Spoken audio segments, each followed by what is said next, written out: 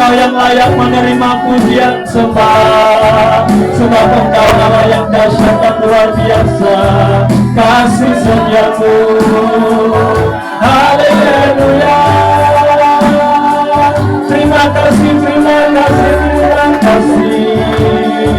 Haleluya. Haleluya. Haleluya. Terima kasih. Haleluya.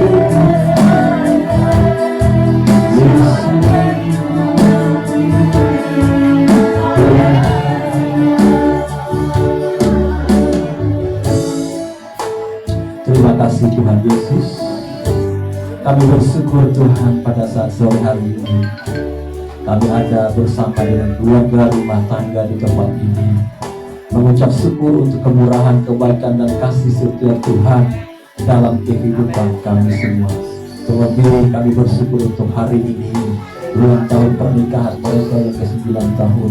Terima kasih Tuhan Yesus, kami percaya bahwa Engkau yang memberikan kekuatan bagi mereka, Tuhan yang memberkati hidup mereka, Tuhan yang menolong mereka melewati hari-hari mereka sampai hari ini. Mereka melihat kebaikan, kemurahan dan kasih setia Tuhan yang besar. Terima kasih Tuhan, kesempatan ini kami mau mendengarkan kebenaran firman-Mu. Kami percaya firman-Mu adalah Engkau sendiri. Firman-Mu akan menguatkan, meneguhkan dan menghibur kami, terlebih keluarga di tempat ini dan semua kami hamba berdoa yang menjadi berkat bagi setiap pribadi kami. Dan firman-Nya ya Tuhan Yesus, kami juga siap untuk mendengarkannya. Tidak kami izinkan segala bentuk kuasa kegelapan roh jahat iblis yang mencoba mengganggu, mencuri pikiran perhatian kami. Bersatu hati kami minta tolong patahkan, hancurkan segala kuasanya di dalam nama Yesus. Darah Yesus yang berkuasa. Terima kasih Tuhan buat firman-Mu. Kami juga siap untuk mendengarkannya. Di dalam nama Tuhan Yesus kami berdoa. Haleluya. Amin. Puji Tuhan, silakan duduk. Tuhan Yesus memberkati.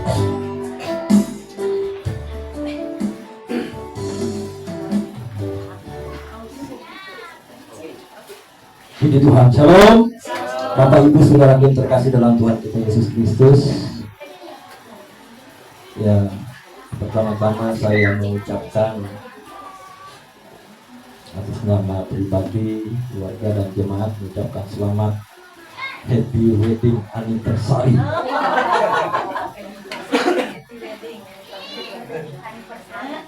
Amun bara anoy pasti ketawa.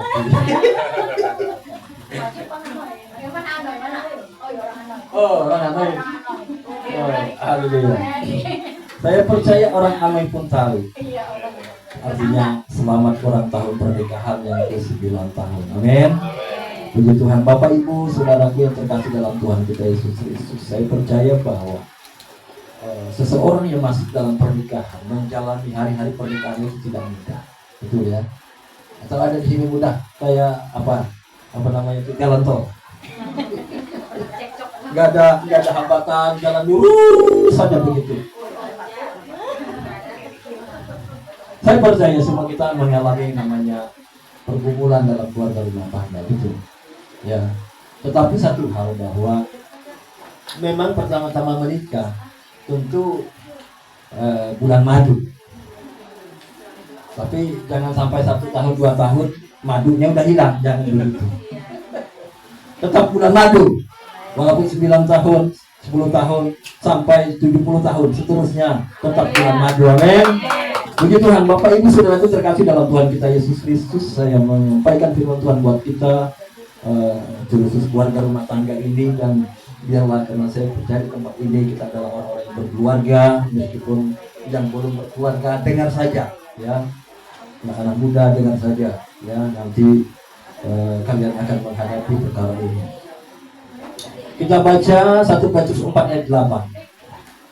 Saya memberikan judul dari khotbah saya sore hari ini bagi keluarga ini, kasih hal yang utama dalam hidup orang percaya. Jadi kasih itu hal yang utama dalam kehidupan orang percaya, dan itu menjadi dasar kita. Nanti kita akan sampai ke sana. 1 Petrus 4 ayat 8, demikian firman Tuhan.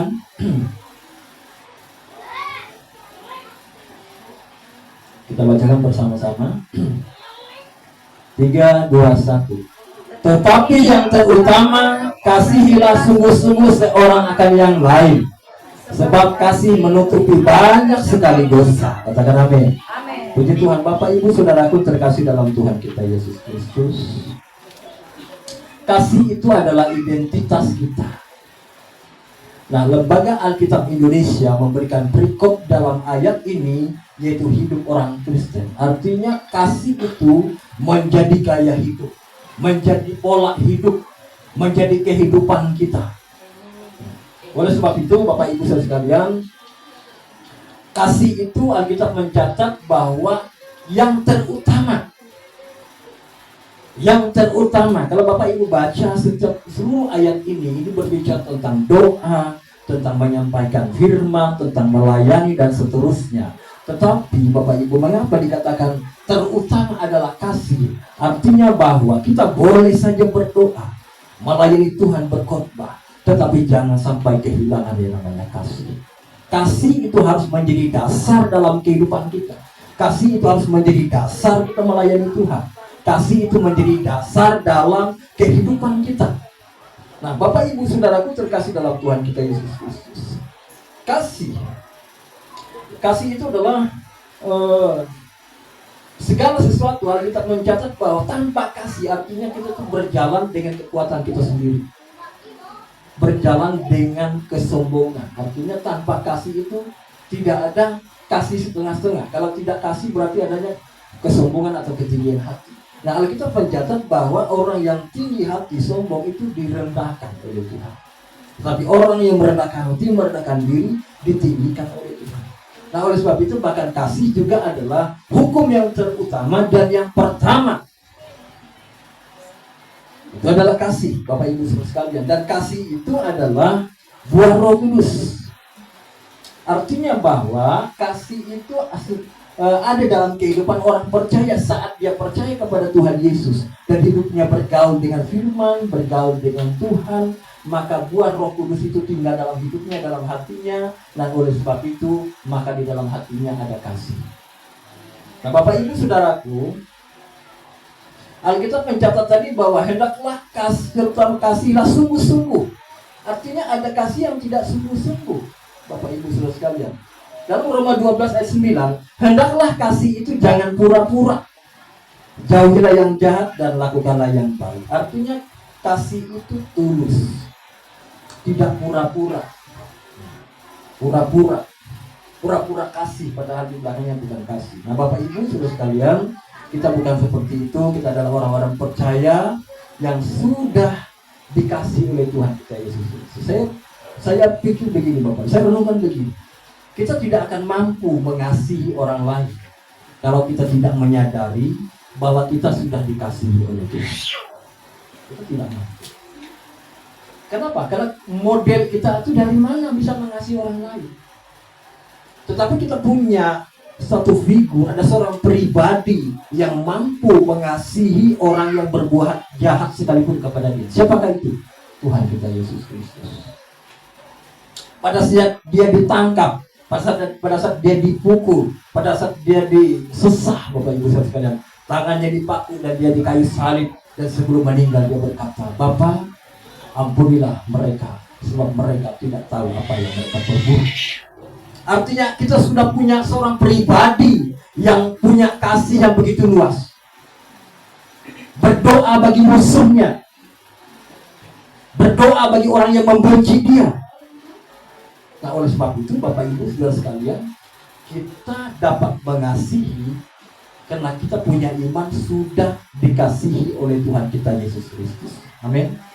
Kita sudah dikasihi oleh Tuhan kita Yesus Kristus, Bapak Ibu Saudara sekalian. Kita sudah ditebus dengan harga yang lunas dibayar, dengan darah yang tercurah di kayu salib. Sudah dibeli. Ya, aku sudah tidak mengingat dosa dan pelanggaranmu. Sejauh timur dari barat, aku jauhkan pelanggaranmu, dosamu.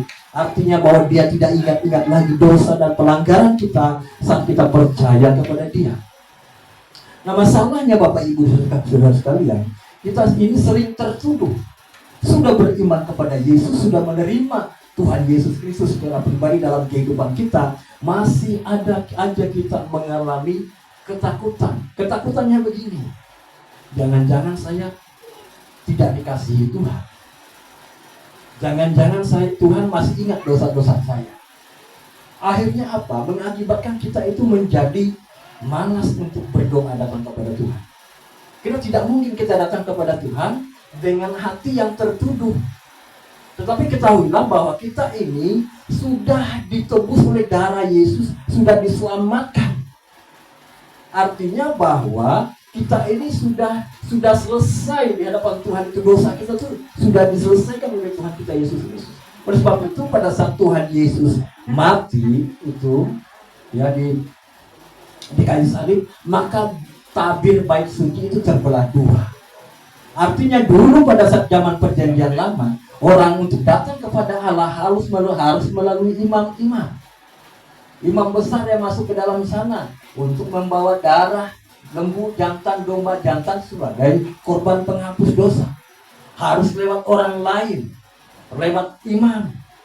Tetapi pada zaman perjanjian baru ini, ada seorang imam yang sekali saja mempersembahkan darahnya untuk menebus saudara dan saya, sehingga perantara itu sudah mutlak dan hanya satu pribadi yang bernama Tuhan kita Yesus Kristus.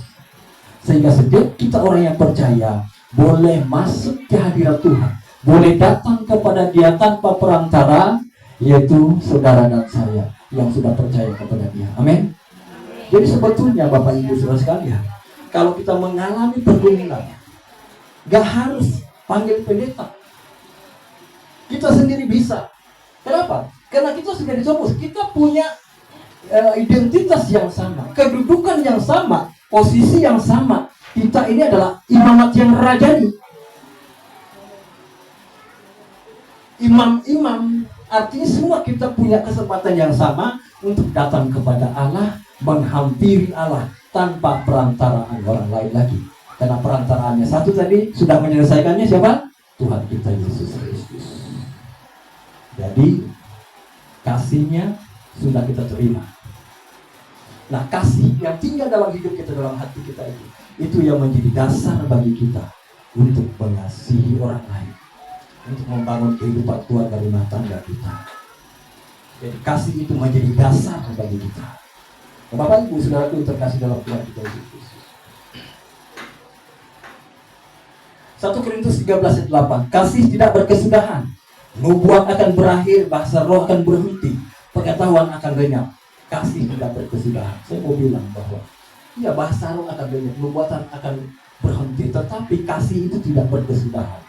Artinya bahwa kasih itu ada hari ini, besok, dan sampai kepada kita saat ada di dalam kekekalan bersama dengan Tuhan kita Yesus Kristus.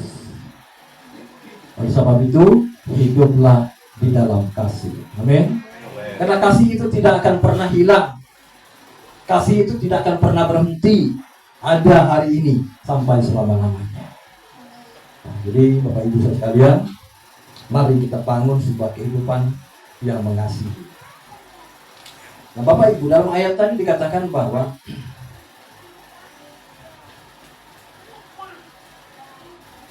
tetapi yang terutama, kasihilah sungguh-sungguh seorang akan yang lain, sebab kasih menutupi banyak sekali dosa. Saya berikan judul tadi adalah kasih, hal yang utama dan menjadi dasar dalam kehidupan orang percaya.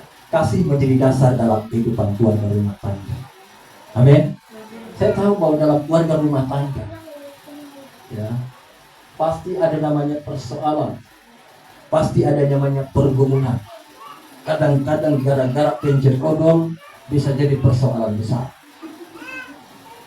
Gara-gara naruh handuk sembarangan bisa menjadi masalah besar. Ini pengalaman Bapak Ibu sekalian. Gara-gara pencet odol. Mencetnya harusnya kan, kata istri, pencetnya dari bawah, Pak. Lalu suami bilang, oh lambat Pak, mencetnya dari depan saja. Akhirnya terjadi persoalan. Ya. Tetapi saya mau bilang bahwa oleh sebab itu di dalam pernikahan, ya perlu membangun dasarnya adalah kasih. Karena kalau kita melihat anak-anak muda, remaja, waduh cintanya begitu menggebu-gebu begitu. Oh, hingga kini belum tahu ya. Nah, ini Bapak Ibu saudara sekalian, kenyataan hidup dalam pernikahan itu pasti ada namanya persoalan, ada pergumulan, ada masalah. Bisa saja keadaan ekonomi, misalnya anak-anak minta uang sekolah, ya, uang sedang tidak ada. Kalau uang ada tidak menjadi persoalan, tapi masalahnya anak minta uang sekolah, duitnya sedang tidak ada, itu menjadi masalah. Tetapi kalau kita ada bersama dengan Tuhan, pasti Tuhan memberikan pertolongan dari Tuhan. Amin. Nah, persoalan itu terjadi. Bagaimana kita keluar dari situasi itu? Kalau kita tidak memiliki kasih. Tapi kalau di dalam keluarga rumah tangga kita membangun kasih, maka segala sesuatu bisa diatasi bersama dengan Tuhan. Amin. Ya kalau ribut-ribut ya nggak terjadi apa-apa.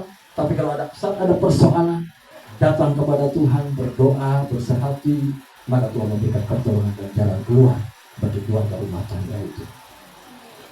Hari ini kami juga melihat Bapak Ibu saudara sekalian bagaimana pertolongan Tuhan bagi saya sering pribadi.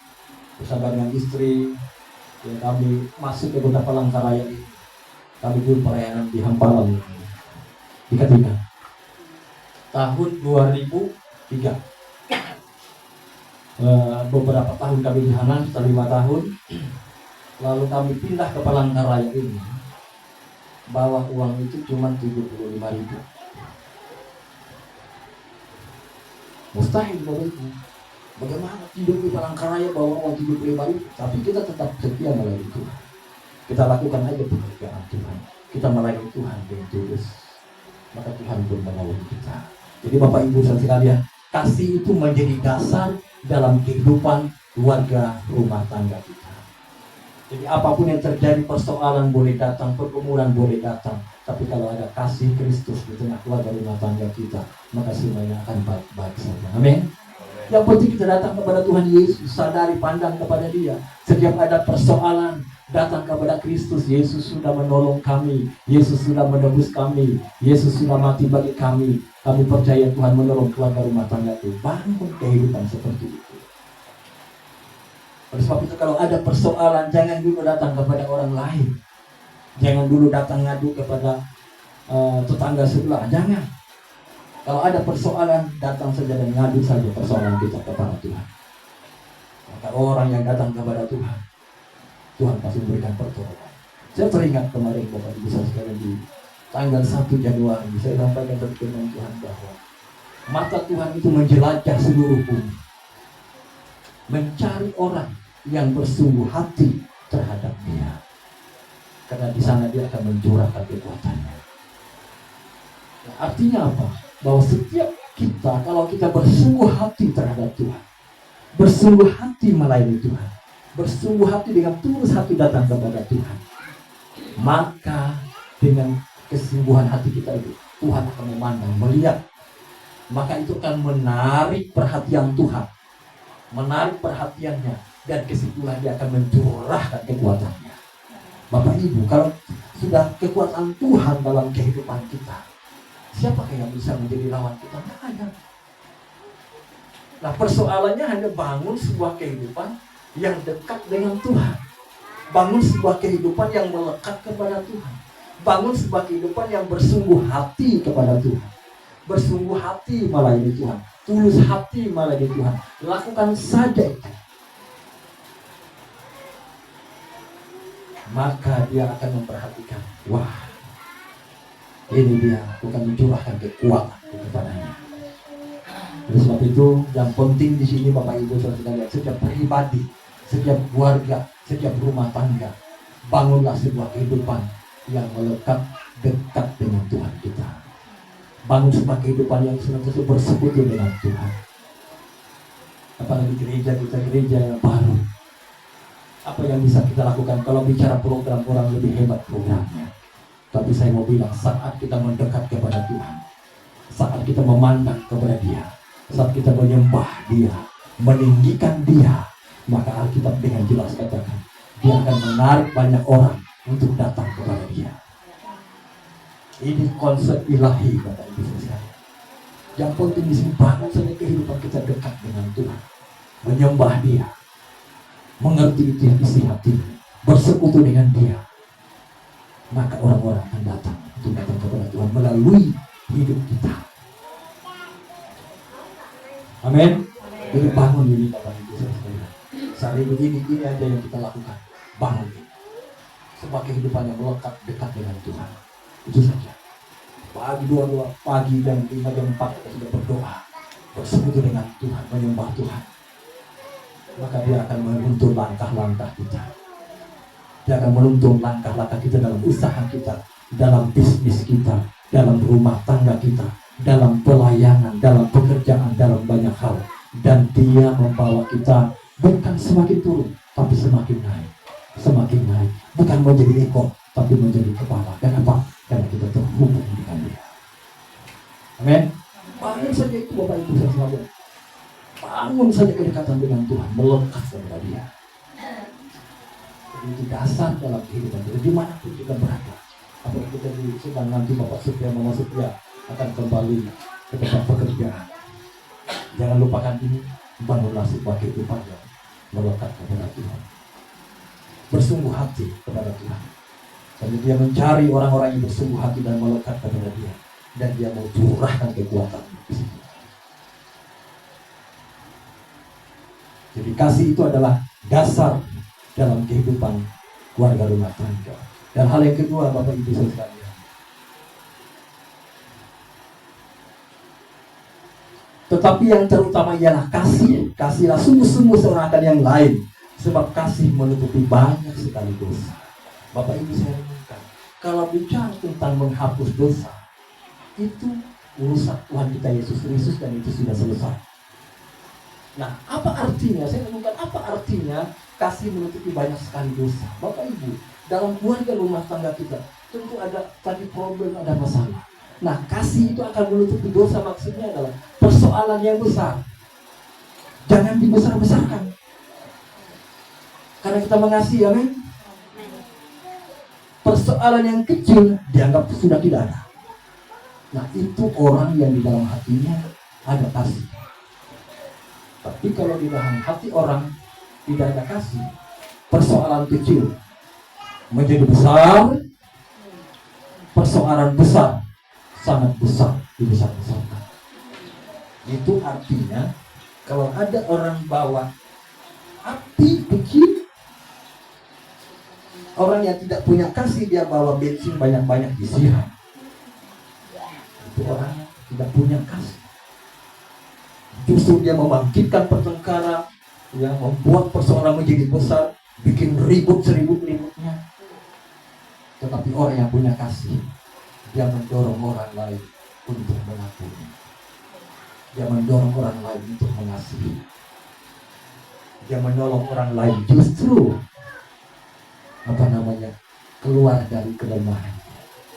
Menolong seseorang, mungkin kalau kita melihat orang lain jatuh dalam dosa, ada dalam kesalahan, maka kita yang punya kasih menolong dia, berdoa bersama dengan dia, menolong dia supaya dia menang dari segala kelemahannya. Itulah orang yang mengasihi. Jadi bukan orang yang tahu kesalahan orang lain lalu kita ceritakan sampai membabi buta, bukan. Tetapi orang yang memiliki kasih, dia melihat ada kesalahan, ada kelemahan orang lain, maka dia berdoa supaya orang lain itu bertobat dan mengalami Tuhan. Itulah orang yang mengasihi. Jadi kasih itu menutupi banyak sekali dosa.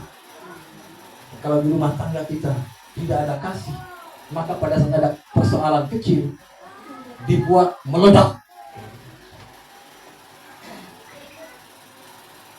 Tetapi saudara dan saya di tempat ini, keluarga di tempat ini, kita mencatat kasih itu menutupi banyak sekali dosa. Tuhan Yesus Kristus sudah melakukannya buat kita. Karena begitu besar kasih Allah akan dunia ini sehingga dia mengaruniakan anaknya yang tunggal, supaya setiap orang yang percaya kepadanya tidak binasa, melainkan beroleh kehidupan yang kekal. Dia sudah mengasihi kita, dia sudah mengampuni kita. Kasihnya yang besar itu menutupi segala pelanggaran dan dosa kita, dan dia tidak membangkitkan lagi kesalahan kita. Ya. Meskipun kita jatuh dalam dosa, dia menolong kita supaya kita datang terus kembali kepada dia. Dia tidak menghakimi kita. Dia tidak datang sebagai hakim, tapi dia datang ke dunia ini untuk mengasihi kita. Dia mengampuni kita. Dia tidak pernah berhenti mengasihi saudara saya. Terus Pak, kalau saya kok merasa nggak dikasihi Tuhan. Tuhan Yesus tidak pernah berhenti mengasihi saudara dan saya. Kadang-kadang itu justru kita yang berhenti mengasihi dia. Dengan cara apa? Aduh, malas deh datang kepada Tuhan. Malas deh datang berdoa kepada Tuhan. Kita sedang berhenti mengasihi dia, tapi dia tidak pernah berhenti mengasihi kita. Dia tidak pernah putus asa untuk terus datang kepada kita untuk mengasihi kita. Jadi bila itu kebenaran kita tanamkan dalam hidup kita, bahwa meskipun kita pernah jatuh dan salah, dia tidak pernah berhenti untuk mengasihi kita. Dia datang kepada kita dan menolong kita supaya kita terus mendapatkan keselamatan daripada dia. Itulah kabar baik yang dibawa oleh Tuhan kita Yesus Kristus bagi saudara dan saya.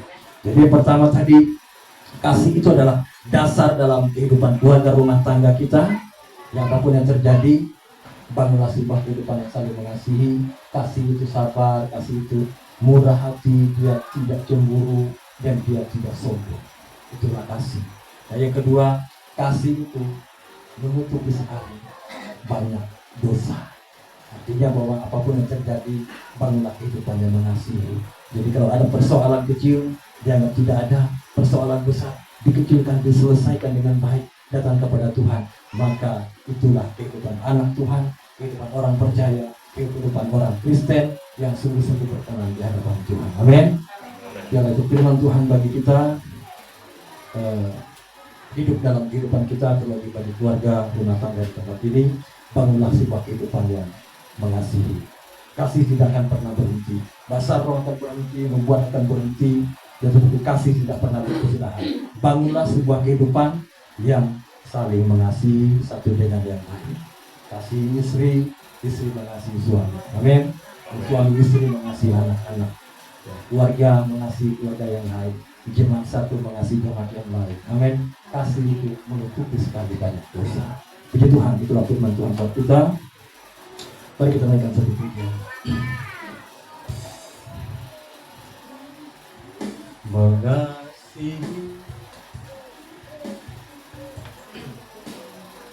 Kita berdoa untuk keluarga Bapak Setia.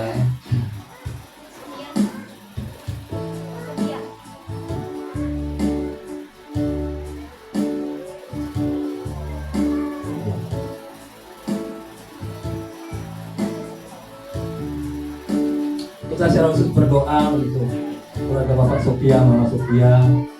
Mereka berulang tahun pernikahan mereka yang sudah tahun. Silakan ke tengah sini Pak.